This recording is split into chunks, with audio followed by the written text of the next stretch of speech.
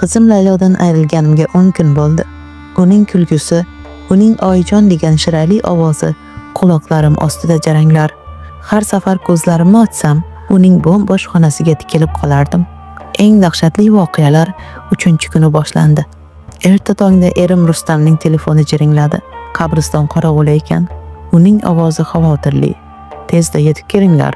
Qabristonga qanday yetib borganimizni bilmayman. Uzoqdan qizimning qabri ko'rindi. Uning yonida qizimni oq kafanga o'ralgan tanasi tuproq ustida yotardi. Dunyoyim ag'darilib ketgandek bo'ldi. Qishqirib yubordim. Rustam meni mahkam quchoqlab oldi.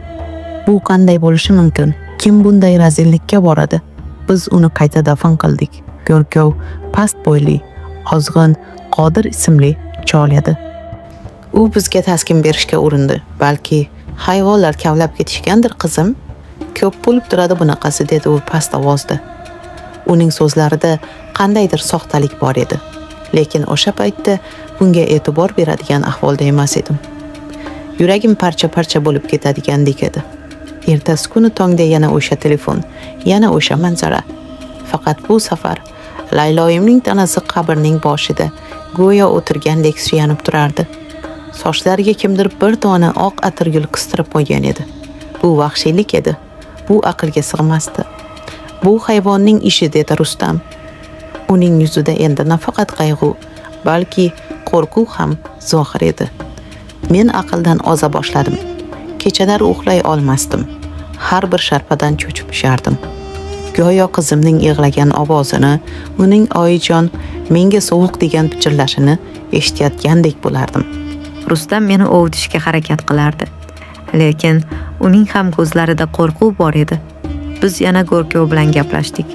Go'rkov bizni diqqat bilan eshitardi. Qizingiz yoshmidi, dedi u kutilmaganda.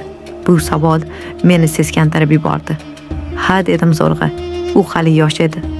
Ha, albatta, yosh edi, deya pichirladi va u ko'zlarini olib qochdi. 3-kecha yana o'sha dahshat takrorlandi. Bas, chidab bo'lmaydi. Rustamning sabr kosasi to'ldi. Men bugun qabristonda qolaman, dedi u qat'iy.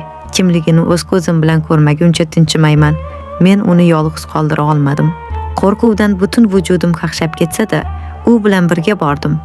Biz yaqinroqda berkinib oldik. Tun cho'kdi. Qabristonda sukunat yopirildi. Shamolning uvullashi go'yo minglab o'liklarning nidosidek eshitilardi. Har bir soniya azobli edi. Men titray boshladim. Yarim tunda oy nurida qabriston yo'lagida bir odam paydo bo'ldi.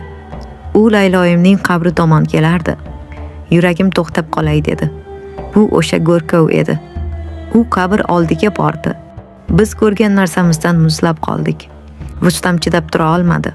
U yetqishdek otilib Go'rkovga tashlandi. Men esa faqat qichqirardim. Ovozim bo'g'ilib, xirillab chiqardi. Biz uni ushladik. Militsiya keldi. Tergov boshlandi. U faqat mening Layloyim bilan emas, shu qabristonda dafn etilgan boshqa yosh, turmushga chiqmagan qizlar bilan ham o'sha jirkanch ishini qilgan ekan. Eng dahshatlisi uning so'roqdagi so'zlari bo'ldi. Unda zarracha pushaymonlik yo'q edi. U telbaga o'xshamasdi. Uning so'nggi so'zlari mening miyamda bir umrga muhrlanib qoldi. Tergovchi undan nega bunday qilganini so'raganida u shunday javob berdi. Men ularga yomonlik qilmadim-ku. Men ularga faqat o'z umrida ko'rmagan mehrni berdim xolos. Bu so'zlarni eshitib, men hushimdan ketdim. O'shandan beri hayotim do'zaxga aylandi.